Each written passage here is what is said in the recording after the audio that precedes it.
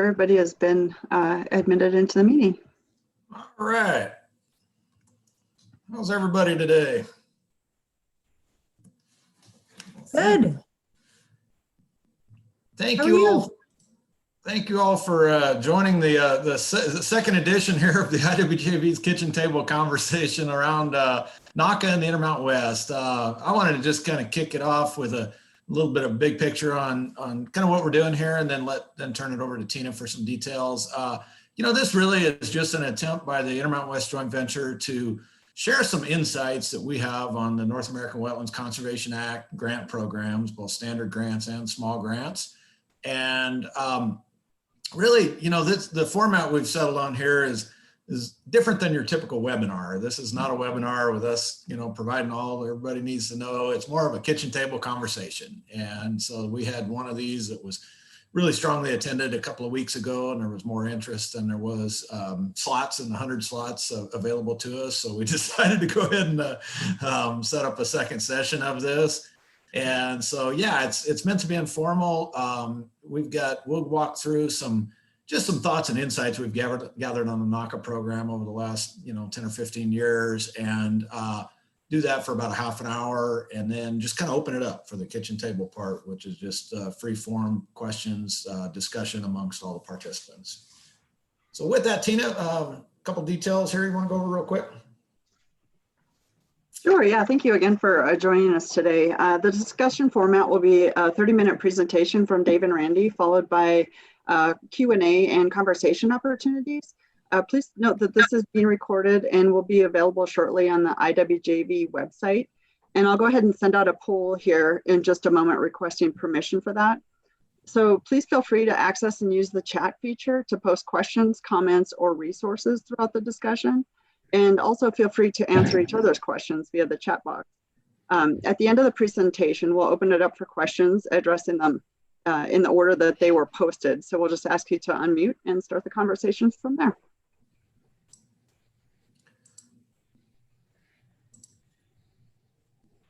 Okay, well, thank you very much.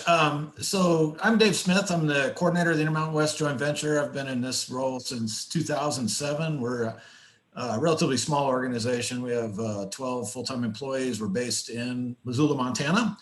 And Randy Gazda will be joining us today. Randy's working on a contract for us to support partners with NAWCA grants throughout the Intermountain West. Randy, pretty distinguished background with this program. He worked for the U.S. Fish and Wildlife Service Partners for Fish and Wildlife program for several decades, and was involved in successfully securing about $20 million in NAWCA grants over the course of his career. So Randy's a great technical expert on this program.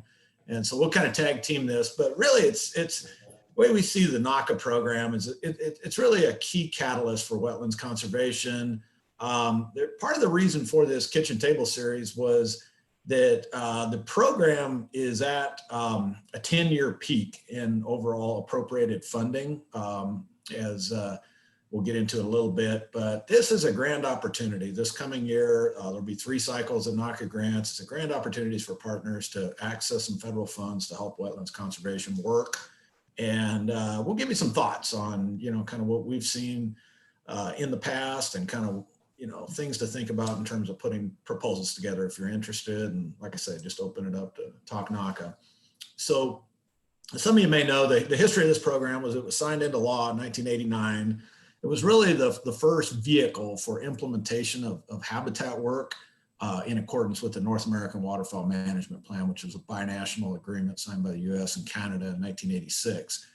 And the track record to date is incredible. NAWCA's funded over 3,000 projects nationwide, or across the North American continent, 1.83 billion in grants, 3.75 billion in match, 30 million acres of habitat overall. So it is arguably the continent's greatest partnership-driven conservation program ever. And we really view it as a legacy program for the Intermountain West. JVs have a formal role in the NAWCA implementation, in part through how we are asked to rank NAWCA projects within our geography, and we also see it as just kind of a key driver of habitat progress toward our wetland habitat objectives. So a little bit on the IWJV management board. So we have an executive level management board made up of representatives from 4 categories: federal, state, private, corporate, and non-governmental. And I think what makes this really unique is we have high level representation on our board from the U.S. Fish and Wildlife Service, BLM, NRCS, state fish and wildlife agencies. We have 5 of the state fish and game directors on our board, on our management board. But we also have 3 private landowners that make their living in agriculture, Kim Brackett, Pat O'Toole, and Jim Stone, a couple of energy company reps, and NGOs that are, not exactly what you would think in terms of a bird conservation organization. We have Miles Moretti, the CEO of the Mule Deer Foundation, serving as a board member, very active. And so really what we're looking for is kind of common ground and ways to get things done. So a lot of what we see in NAWCA is the flexibility to really develop unique partnerships that enable large scale conservation. And so our board takes a pretty active role in supporting the NAWCA program and other conservation, voluntary proactive conservation programs. We live not in the regulatory arena at all, but we live in the proactive voluntary conservation arena day in, day out. A lot of our work is connected to working lands conservation. We work with, really view private landowners, farmers and ranchers as key enablers of habitat conservation across the West. We have strong relationships with NRCS and spend a lot of time in DC, our board does. We've, a number of our board members have, really close personal connections with members of Congress and their staff, and also agency leadership. We meet with the Department of Interior, USDA, Fish and Wildlife Service, NRCS, BLM leadership every year. And there's just been some great friendships formed there. So, so that's a little kind of background on the IWJV. We have 4 core values that are really at the heart of our work. We believe in relationships and forming these strong, friendships in a lot of cases to bring people together to get things done on the ground. We really, live by a strategic approach. Wetlands and sagebrush habitat conservation are right at the core of our priorities.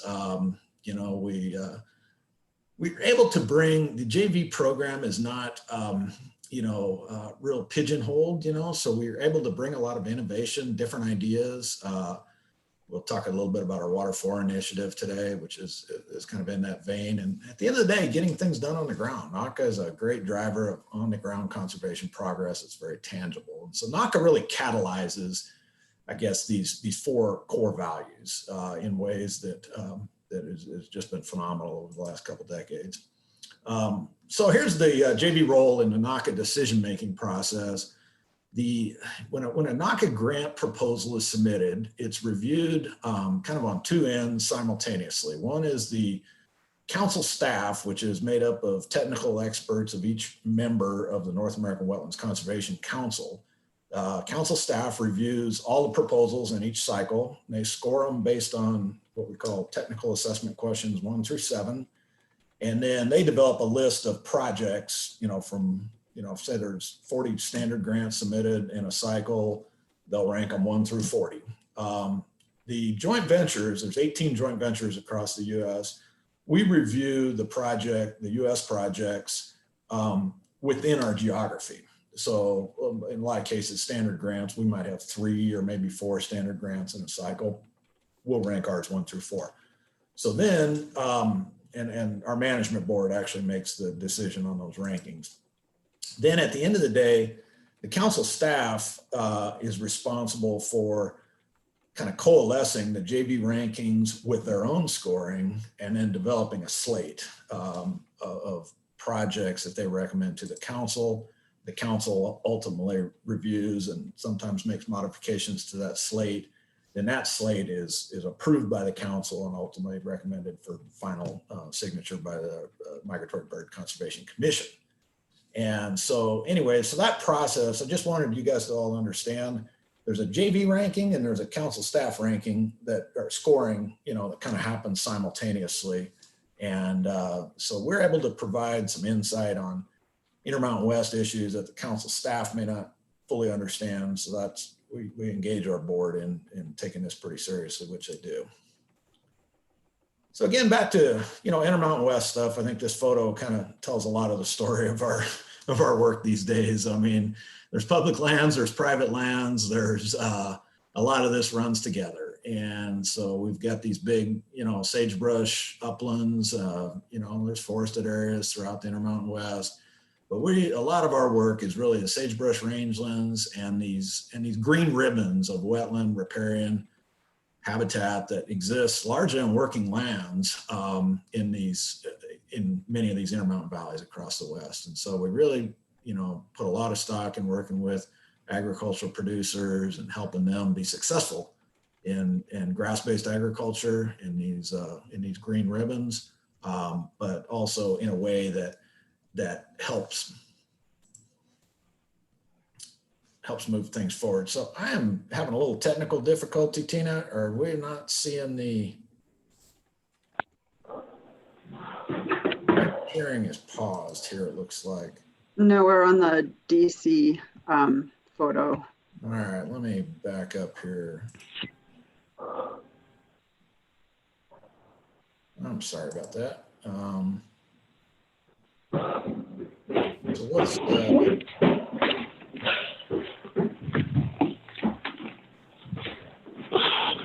There we go. Now it's the priority. Okay.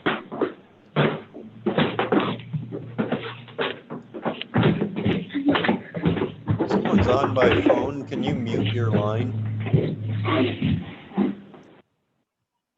Thank you.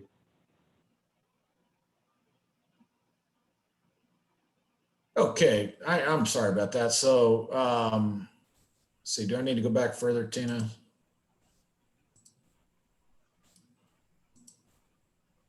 Okay.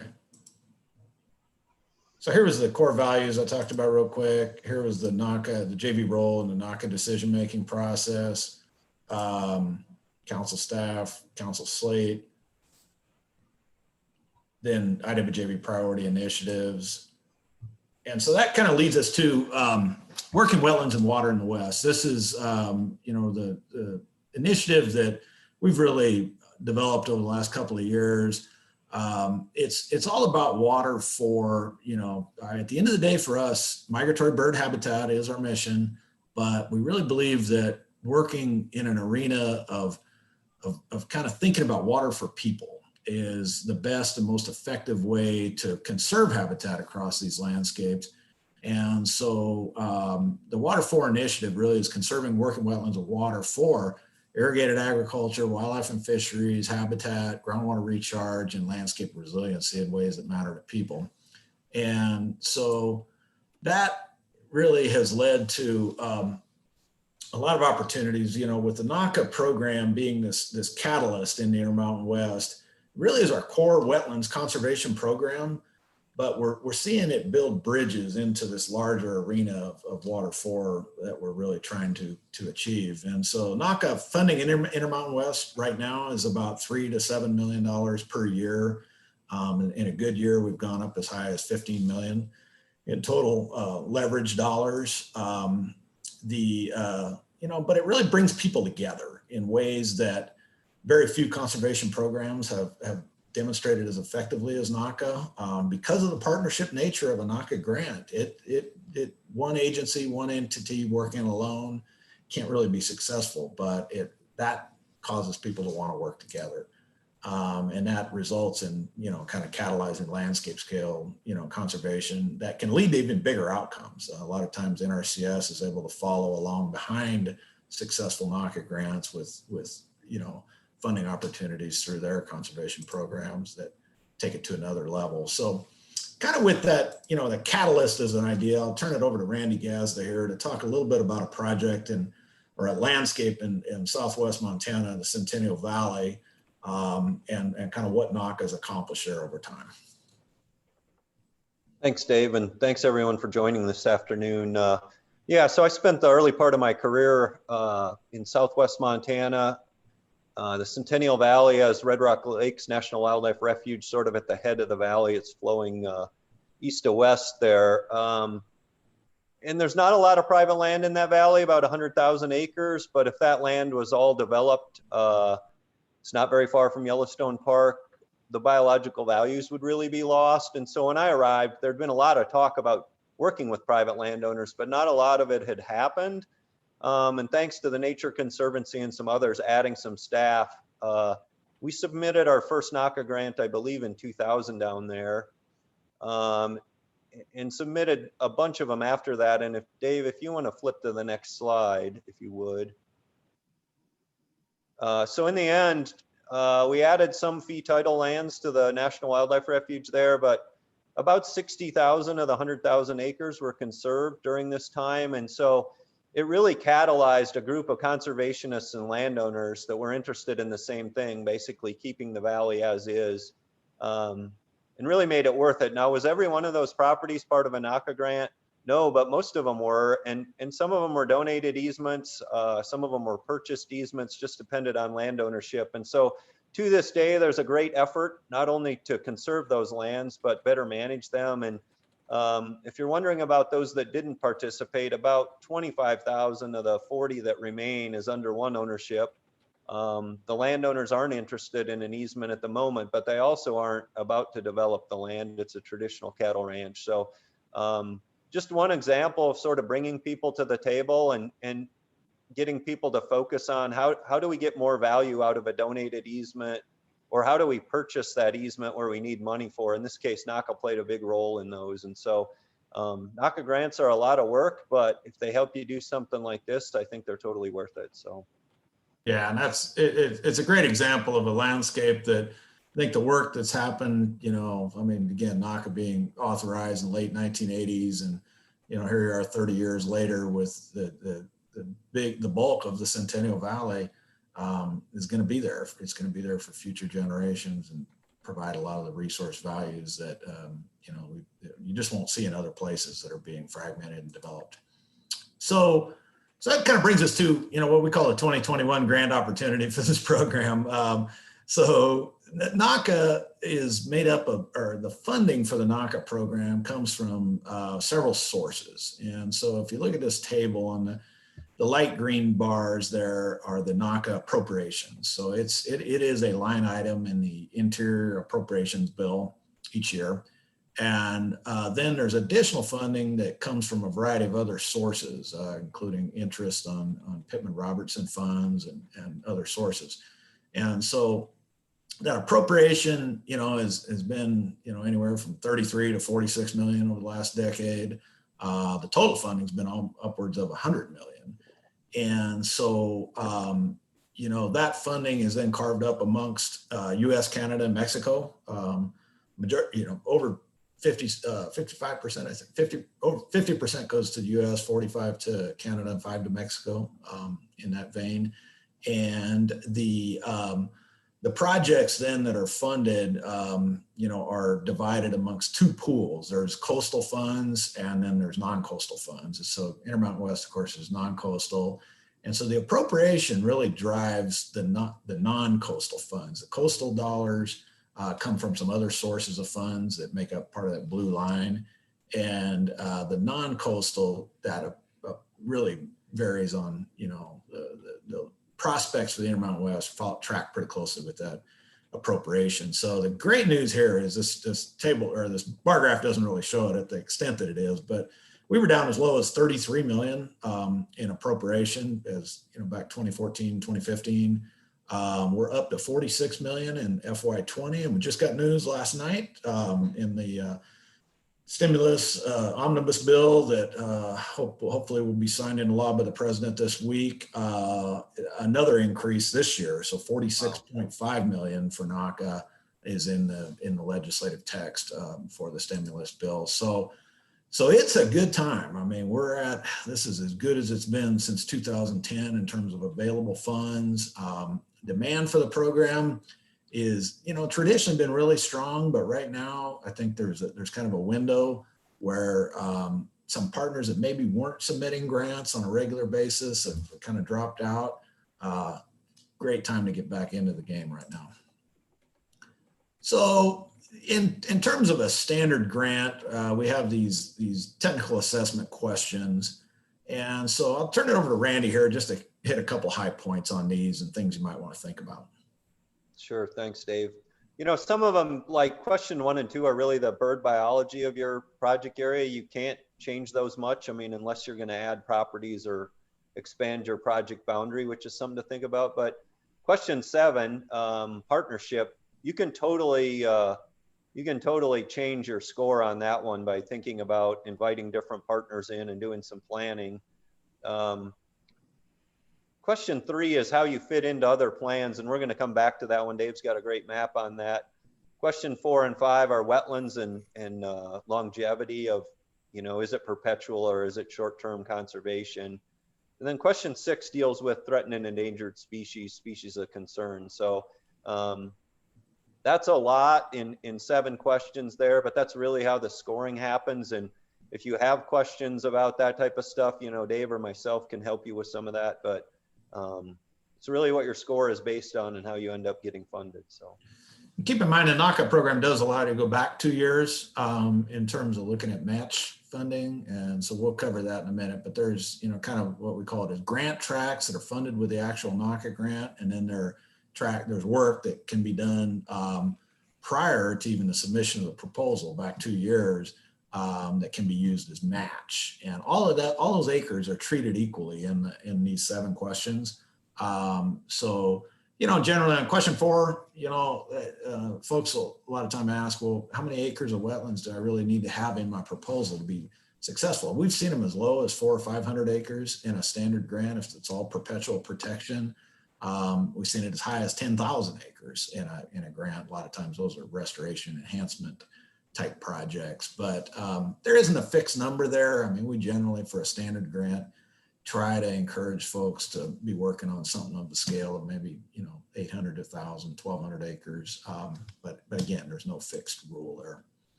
So here's kind of 3, you know, keys to success from our standpoint. And the first one, I'll let Randy talk about this because he's been at this table. He's been a NAWCA grantee for many, many years in his prior position. So go ahead, Randy. Sure. Thanks, Dave. Yeah. So if you think you're going to do a NAWCA grant alone, you're probably not going to get funded. It's going to take a team and a partnership to do this. And so usually it's not hard for most folks. There's a biologist to get on board, but even thinking about having someone maybe with some accounting skills is not a bad idea. Someone with some land conservation background, you know, but then do you have a state partner, a federal partner, you know, a local county partner?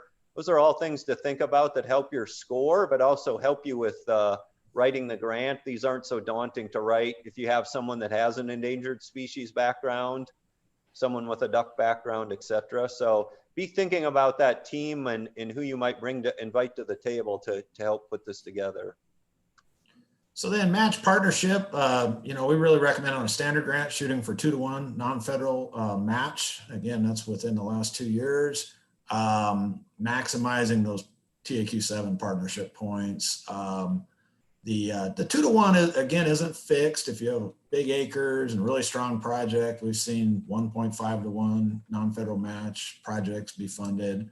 But then think about technical on the front end before you even start developing a standard grant. Really think about TAQ3, and so I'll go into that a little bit here. So this kind of gets at priority bird areas across the you know, North United States as a whole, but we've kind of broken that out for the Intermountain West here.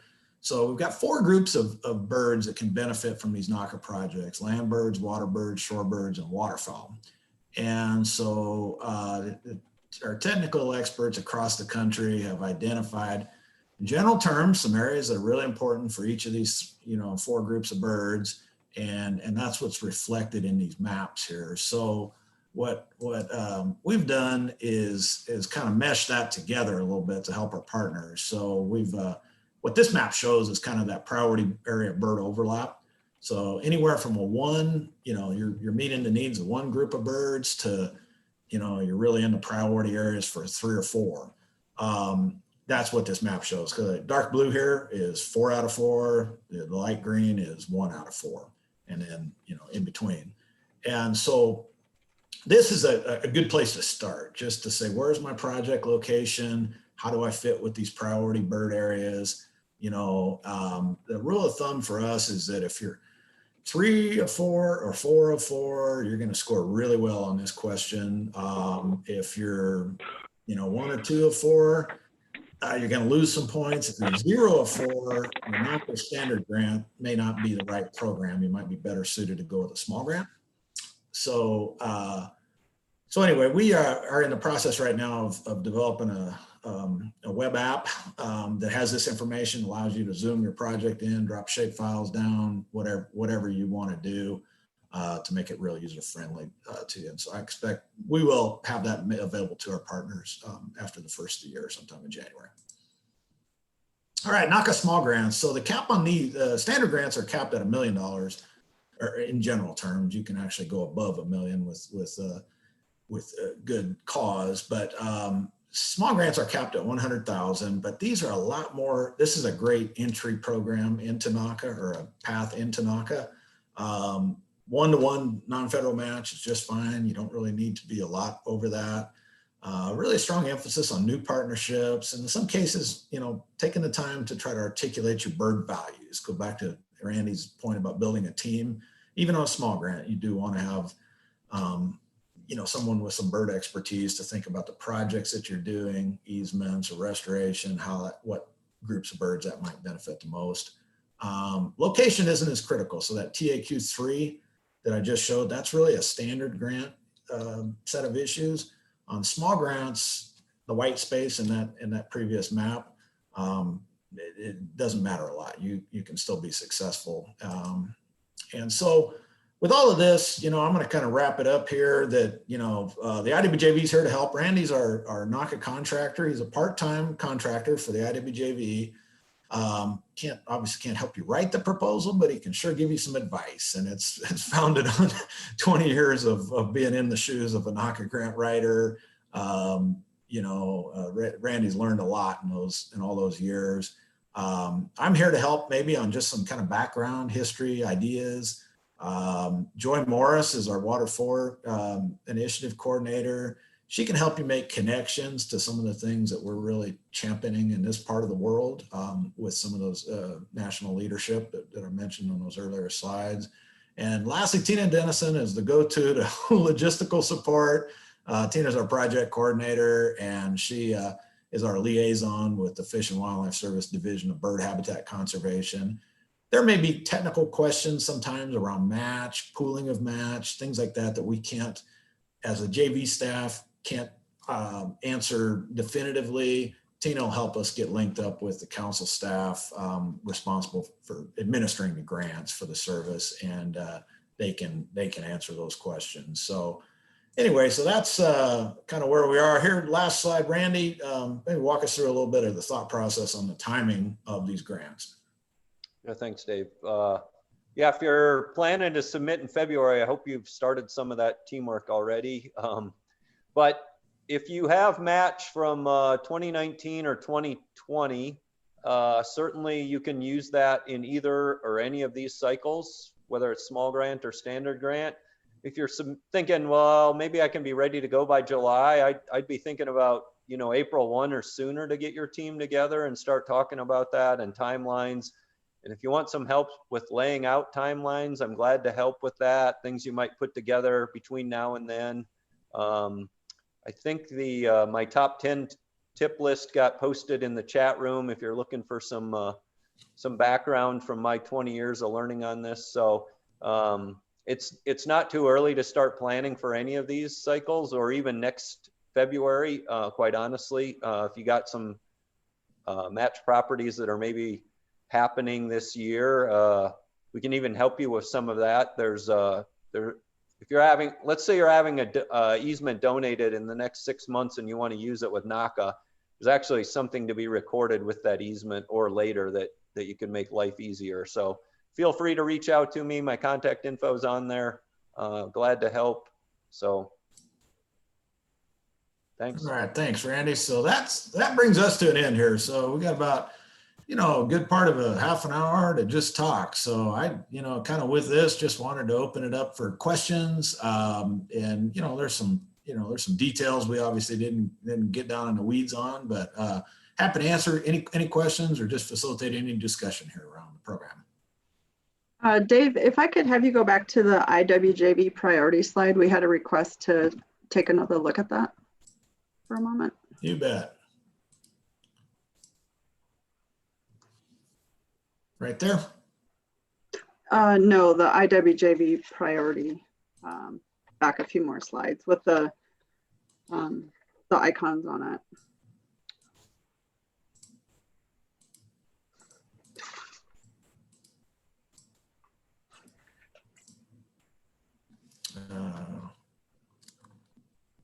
Couple more. Okay, I'm sorry. Yep, right here, priority initiatives. Everybody see that? Yeah, thank you. And then Elizabeth had a question if you'd like to unmute and ask Elizabeth. Surely, thanks, Tina. I think you're referring to my question about the sources of the funds. Is that right? Correct. Okay. Yes. Can somebody, whether it's Dave or anybody else, comment on what the sources of the funds for these grants are? Yeah. So on the federal funds or the match funds? Well, both actually, but Okay. the federal was what I had in mind when I first asked the question. Yeah. So the federal funds are the U.S. Fish and Wildlife Service administers the program. The appropriated funds that, like I said, the 46.5 million that was just appropriated or is being appropriated this week in the omnibus bill. Those are just appropriated funds to the Fish and Wildlife Service to use for grants to deliver this program. Then there's also coastal funds that come from the Wallet-Bro legislation and interest on Pittman-Robertson, funding, excise tax on arms and ammunition, and some other sources. And so bottom line is that the federal funds granted through the NAWCA grant program have to be leveraged by at least one-to-one by non-federal funds. And so those non-federal funds, state funds, it could be private landowners, a lot of cases it's donated easement value.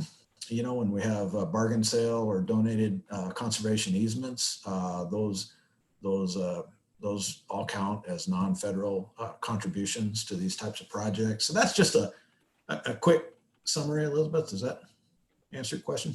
Yeah, I think that's good. Thank you. Okay. It looks like Chris had a question about the activities that get funded. Chris, if you want to unmute and ask your question. Sure. Hi. Yeah, so I haven't heard much about the program. So it sounds like there's a lot of talk about conservation easements, but I'm wondering what other types of grant activities you tend to give grants for. Absolutely. We kind of break it up into several big buckets. I mean, this isn't everything that's funded with a NAWCA grant, but type of stuff we generally see are conservation easements, obviously grant and match funding going to support the acquisition of perpetual conservation easements. And those can be, working land, or commonly, mostly working lands, agricultural conservation easements in our part of the world where ranching continues, grazing, haying, everything comes with running a ranch operation is still, continued under the perpetual conservation easement. What you're doing is taking away the development risk, the fragmentation risk. So easements are a big part of it. Restoration, habitat, wetland restoration or enhancement. Next big bucket would be kind of your state and federal wildlife management areas and national wildlife refuges, sometimes Audubon sanctuaries, places like that that are specifically set aside for wetlands. There's work to restore or enhance those lands. Sometimes purchasing them in fee title is a way to, we see a little bit of that, not a lot. But the restoration or enhancement of those refuges or wildlife areas or lands are set aside for wetlands is a pretty common use. And then thirdly, the one that we're really championing now is working wet meadows. So in a lot of these intermountain valleys, you have flood irrigated pasture or hay meadows that provide a lot more wetland habitat than anybody ever, I think, really recognized in the Intermountain West. Our research shows that 62% of the wetlands in closed basin systems across the Intermountain West are associated with irrigated agriculture. And so ranchers are doing a heck of a lot they're providing a lot more than forage production on those places. They're providing, a lot of floodplain function, in some cases aquifer recharge, and certainly a lot of wetland habitat for waterfowl, shorebird, waterfowl and waterbirds in particular. So helping those folks with modernizing flood irrigation systems, doing projects that enhance fish passage, and providing for native fish to move back and forth across these systems without compromising their ability to irrigate and maintain their profitable ranches. That's the kind of sweet spot that we're looking at a lot. Can I ask a follow-up real quick? Sure. Do you fund any sort of partnership formation or support trying to get a group that hasn't worked on, putting some of those actions in place and coming together and coming up with a plan and a consensus of how they would want to move forward in a local community on projects like that? Yeah, the NAWCA program funds, it has to be tied to on-the-ground conservation work. I think what you're getting at is a little bit of a capacity building, funding need. And so that it has been and is a big priority of the IWJV. It's not done through the NAWCA program, but we are constantly looking at ways. We have partnerships with NRCS in 3 states right now, I think pretty close to being 5 states, where NRCS sees a lot of value in that arena and is working with us, and we're trying to leverage funds to get more, to support organizations that are working with producers to get them lined up for either NRCS or NAWCA or other funding sources.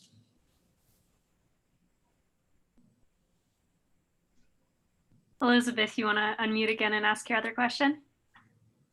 Yes, thank you. It's really a follow-up question to what Dave was just talking about.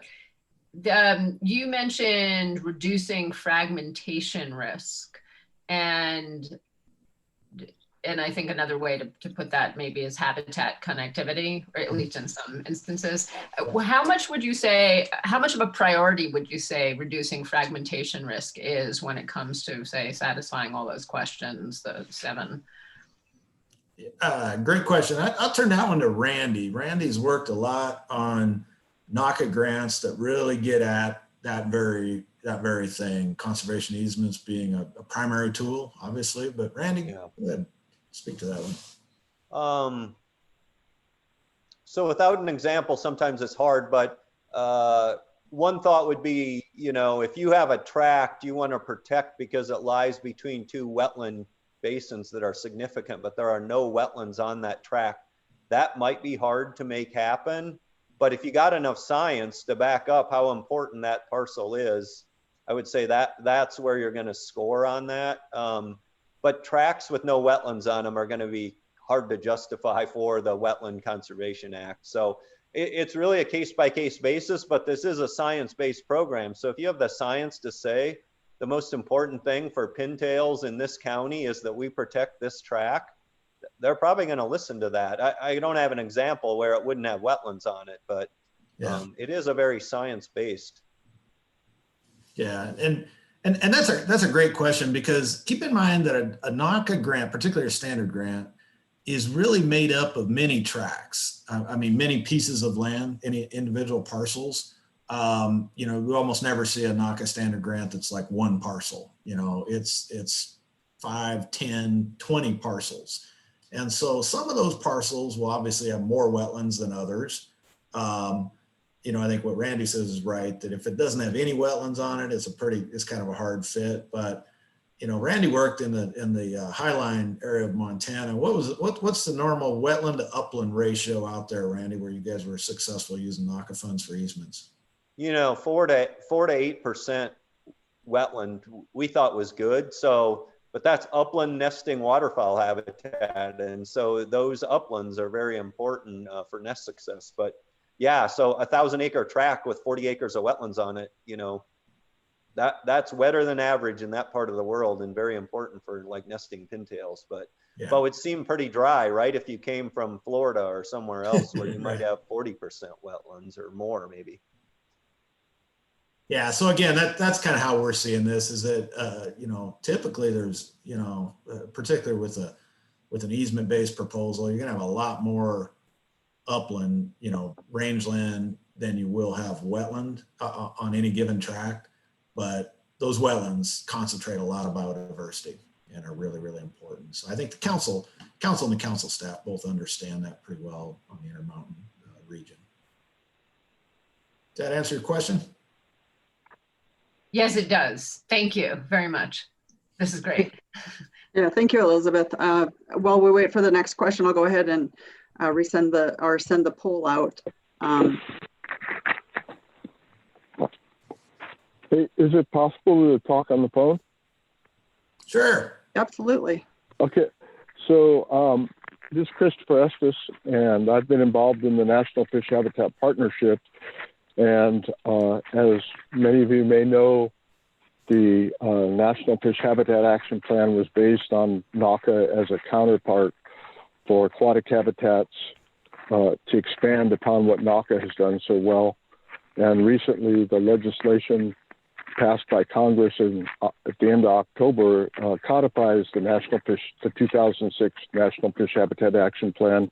Yep. Has there been any discussion as to how the National Fish Habitat Partnership Program and efforts of the fish habitat partnerships can collaborate with NAWCA, because that was always the plan for the model, to be able to figure out how the two could overlap and better produce outcomes both in the aquatic and riparian and terrestrial environments. Oh, great question. We're working pretty actively on that front right now. The IWJV just signed brokered a new partnership with the Western Native Trout Initiative, one of the NIFHAP fish habitat partnerships in the country. And we really view, like I said on that water forest slide, it's not just wildlife habitat; it's wildlife and fisheries habitat. And so we see a lot of sweet spots where the in-stream habitat conservation for native fish can and really is being integrated with the needs of the producer on irrigated wet meadow diversions, and we're really trying to bridge that gap to where we're finding funding, we're finding momentum to do the fish habitat work in stream, sustain the irrigation, keep the producer in business, and enhance, sustain or enhance the wet meadow habitat in those irrigated floodplains. And so, specifically relative to NAWCA, I think there's already some ranking points that can be given to fisheries benefits in question, mainly in question 6, which gets at T&E or what I think we see commonly as species of greatest conservation need is identified in the state action plans. And so, we're really kind of trying to work. We got an effort in the Bear River to integrate, with TU and other partners to integrate our water for and fisheries conservation efforts through, through the Western Native Trout Initiative together. And we see opportunities to fund some of that work in NAWCA. Oh, thank you very much. I was heartened to hear that, and especially that you've coordinated with Wente and partnered with them. And then also I noted where you were talking about acquisition of lands. Of course, that happens under the fish habitat partnerships as well. So there might be some even stronger opportunities where both initiatives benefit. And then definitely under the National Fish Habitat Partnership, there's also efforts to reserve water for in-stream flow and water levels, which would also benefit waterfalls. So I'm glad to hear that the discussions are already underway. Yeah, and Ed Schriever, Idaho Fish and Game Director, is on our management board. Ed, of course, was the chair of NIFHAP for a couple of years, and so we're in pretty regular discussions with Ed around next steps, especially with this organic legislation that you all finally achieved this year. Very good. Thank you very much.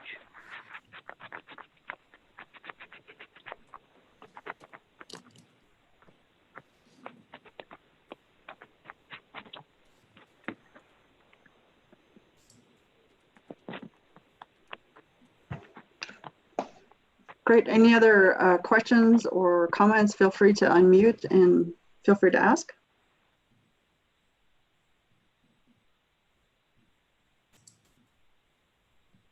While we're waiting, Tina, I will, kind of share a couple thoughts to go a little deeper on partnerships and the type of work. I think the Land Trust and the Intermountain West are well positioned to utilize the NAWCA program, more in the future. And depends on kind of your service area. If you're working in one of those spots on the, let's go back to our priorities slide here.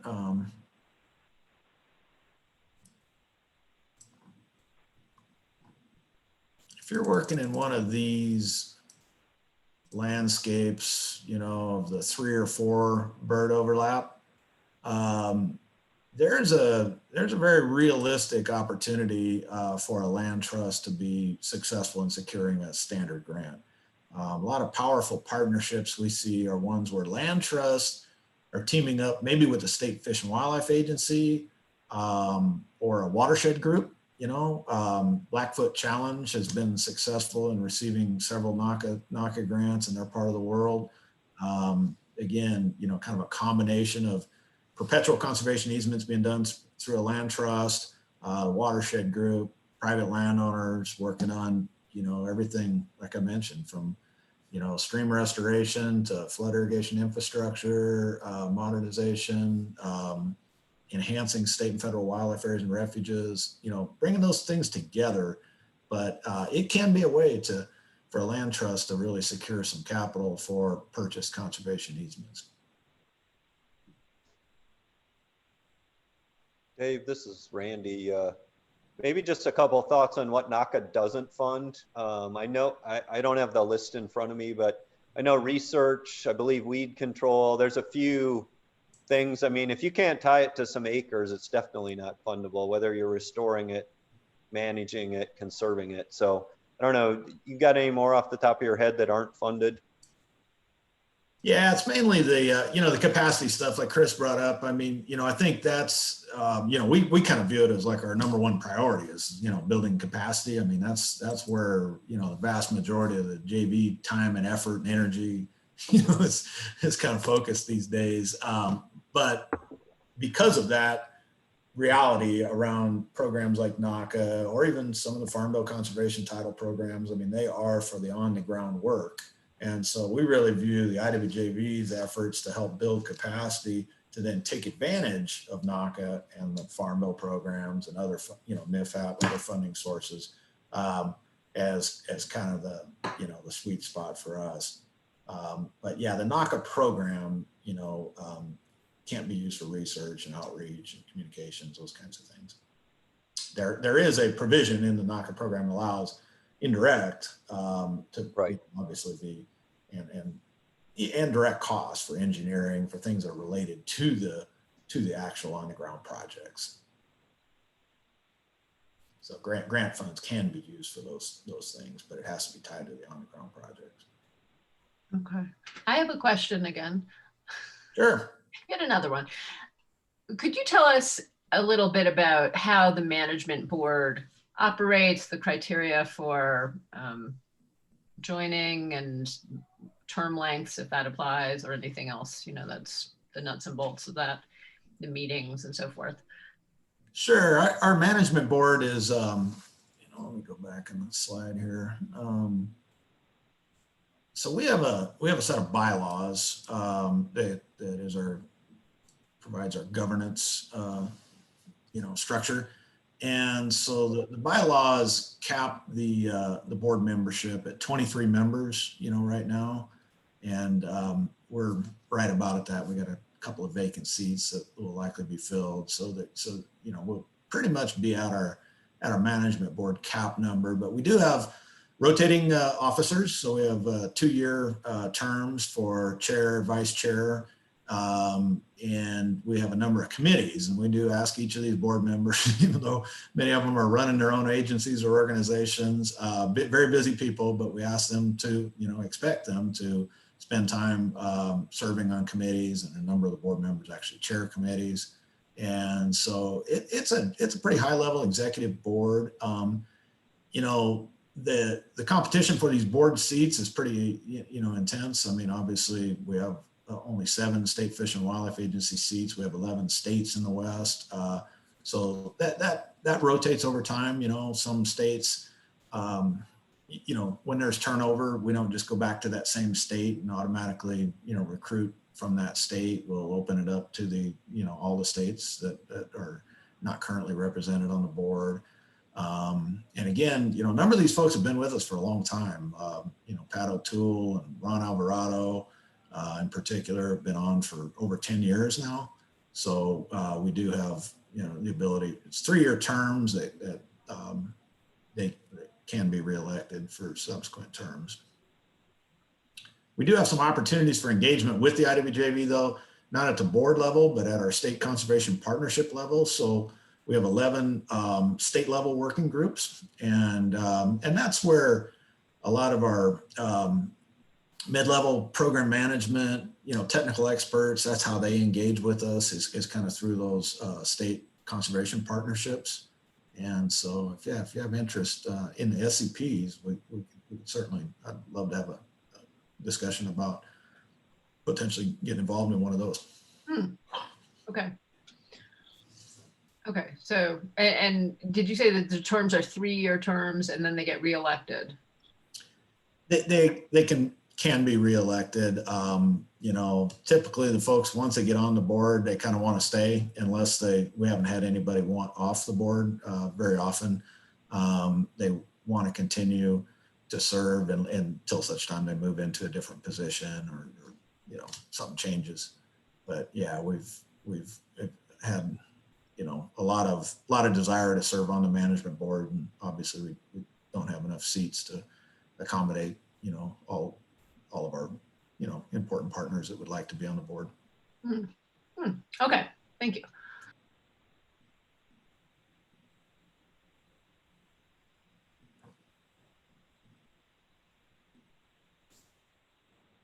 For folks interested in knowing more about those, both our management board and our state conservation partnerships, Tina and I both just posted some links to those pages on our website in the chat. So feel free to do some digging and reach out with any questions about those.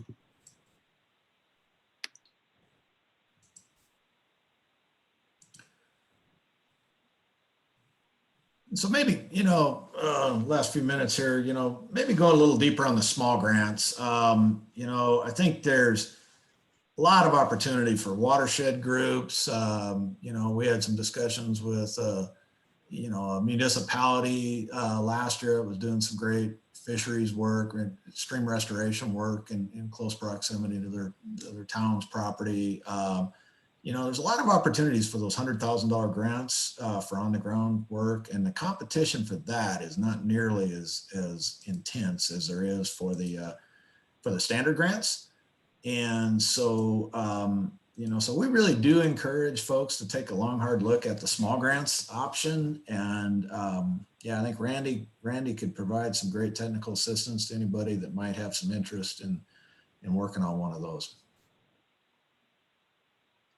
Yeah, I mean, if you've got a donated conservation easement and you have restoration work to do out there, that might be the one that you might need a bigger partnership than that. But if you can't find the funds for that restoration work, small grants could be a great starting point. So just as one example.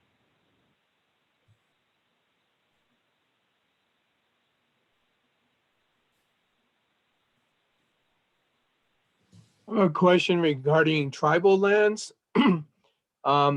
Tribal lands can't necessarily be set aside as conservation easements or for conservation. How would NAWCA be, how could it be used in that instance where you wanted to do some work on tribal lands? You From can a still do restoration and restoration? management work. Yep. Okay, but it couldn't be used with respect to conservation easements or anything like that? If there were like a tribal resolution or? Oh, sure, there could. If the tribal council or tribal charter allows that, they certainly could be used. It just, that varies tribe by tribe in my experience. So It does. to dig into what they allowed or didn't allow. And could tribal resources like personnel that may receive monies through federal grants like the EPA General Assistance Program grants be used to leverage the match? So federal funds can't be used for match, unfortunately. They end up in the non-match category, but there are some in the partnership, question 7. I mean, having a tribe involved does help you. So if it's not federal dollars, then that helps you with your score there. So Right.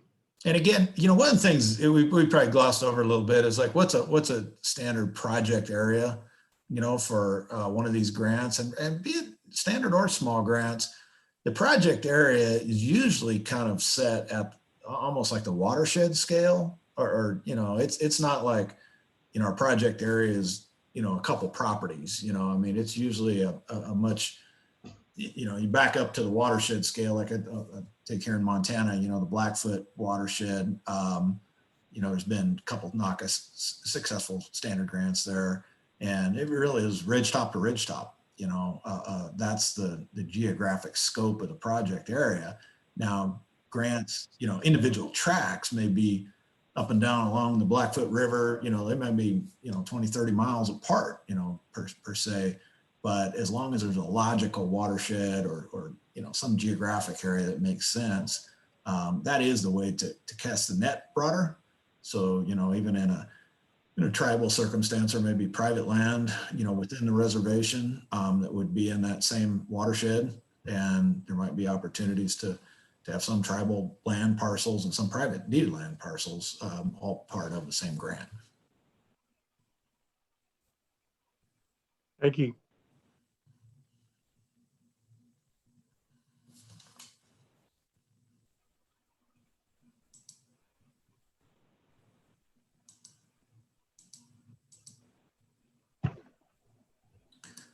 Any other questions? I mean, we're kind of coming up to the top of the hour here, but you know, we're certainly happy to have any more dialogue on the program. Just really appreciate everybody taking the time this afternoon. And Tina has posted a couple of questions for feedback in the chat if you want to take the time to offer us a little bit of feedback. We'd really love that. Thank you. And feel free to, you know, feel free to follow up with us offline. You know, I think part of our intent here was, yeah, this was about the NAWCA program and to try to give everybody a good understanding of this partnership-driven grants program that can be, you know, pretty impactful for wetlands conservation in this part of the world. But we're also, you know, I think in all of this, just wanting to open doors to partners, just to have discussions. There may be things that we talked about today that aren't really wetland related, you know, thoughts or ideas that you all came up with that aren't wetland related that, you know, you'd like to explore a little bit further. And again, you know, I say right now, our IWJV focus is wetlands, water, riparian habitat, all of that, but it's also the sagebrush rangelands. We have 90% of the sagebrush in the world is in the Intermountain West, you know, JV boundary within our boundaries. And so, yeah, if there was any discussion today that triggered any thoughts above and beyond NAWCA program or even wetlands, feel free to follow up. I'm always happy to explore any of that with partners. This has been great. Thank you so much. Thanks, Elizabeth. Great to get the chance to hear from a few new folks today, and yeah, look forward to following up with any of you over time. Yeah, thank you so much. Really valuable.